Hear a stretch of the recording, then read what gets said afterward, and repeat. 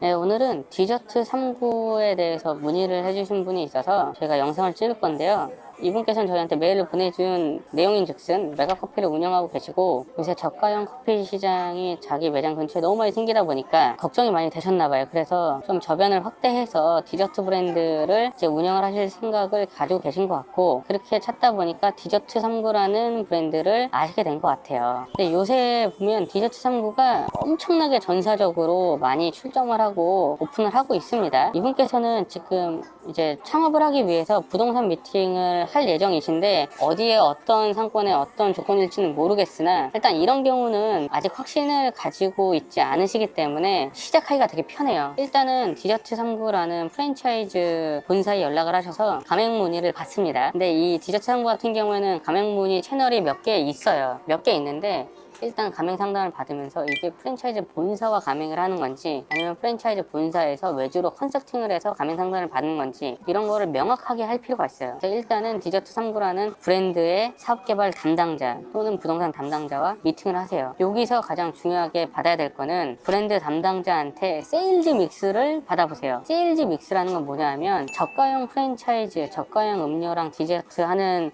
회사에서 만들어 놓는 원가표예요. 근데 이 원가표를 세일즈 믹스라고 제가 따로 부른 이유는 뭐냐면 음료 판매량과 디저트 판매량을 구분을 해서 확인을 해보시고 음료 판매량에 대한 원가 따로 디저트에 대한 원가를 따로 또 받아보시고 이게 믹스가 됐을 때 얼마만큼의 원가가 나오는지 이거를 다 분할해가지고 브렉다운 해가지고 확인해 보실 필요가 있어요. 왜냐하면 지금 디저트 39라는 브랜드에서 커피 가격이 굉장히 저렴해요. 그럼 원두를 키로당 얼마에 받는지 잘 모르겠는데 이게 디저트랑 세일즈 믹스가 됐을 때 원가율이 얼마 나오는지를 확인해 볼 필요가 있습니다. 이게 가장 중요한 거예요. 왜냐하면 디저트라는 거는 우리가 유통기간이라는 걸 가지고 있기 때문에 잘못하면 폐기율이 높을 수도 있죠. 언제부터 언제까지 팔아야 되는 그 일정 기간이 있을 거예요. 그래서 이런 경우는 프랜차이즈 본사 담당자에게 세일즈 믹스가 된 손익계산서 플러스 따로따로 돼 있는 원가 계산이 있어야 내가 이거를 어떻게 운영할지 아니면 이 상권에서 어떻게 운영될지에 대한 계획이 나옵니다. 일단 세일즈 믹스 받으시고요. 세일즈 믹스 이전에 음료에 대한 원가, 디저트에 대한 원가표 같이 받으셔야 됩니다. 그렇게 같이 받아야 내가 이 브랜드로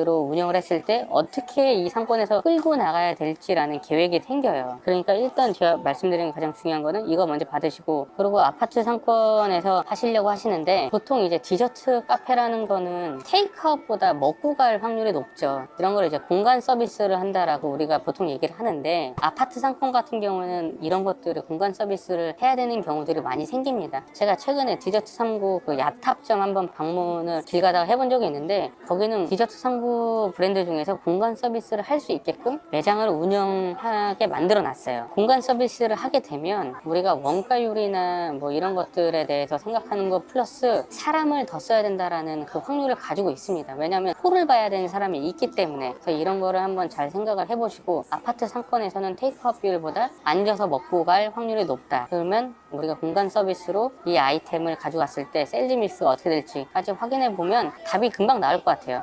예전에 투더 디프런트라는 회사가 지금도 아직도 있긴 한데 그 브랜드가 있었어요. 그 브랜드도 이제 공간 서비스를 하면서 어느 정도 퀄리티가 있는 뭐 디저트를 하면서 롤케이크를 하면서 사업을 넓혔는데 원가에 대한 세일즈 믹스가 미흡한 부분이 있어서 실제로 창업한 사람이 수익을 가져갔을 때랑 그리고 본사에서 알려줬을 때랑 아주 미미하게나마 차이가 있었던 걸로 제가 알고 있거든요. 정확하지는 않습니다. 그러니까 이런 경우는 디저트니까 이거에 대한 유통기한이 있다라는 거를 전제하고 폐기까지 가능하다라는 전제를 했을 때 세일즈 믹스가 굉장히 중요해요. 이제 영업을 해보셨으니까 이분은 메가커피를 운영하고 계시니까 제가 하시는 말씀이 뭔지 알 것 같아요. 이거를 꼭 확인을 하시고 그 다음에 방향을 정하는 게 더 나은 방법이라고 생각이 됩니다. 왜냐하면 현재 16,000세대 아파트 상권을 보고 있으면 이 정도는 굉장히 큰 이제 세대거든요.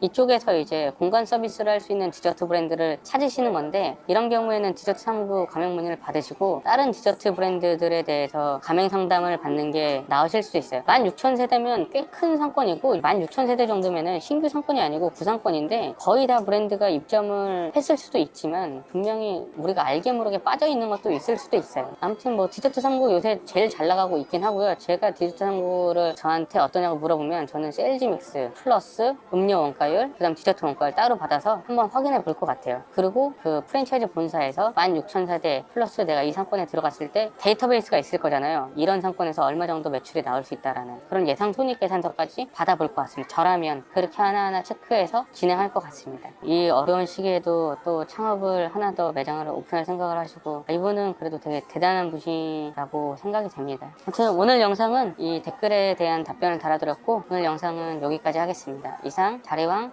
김도사였습니다.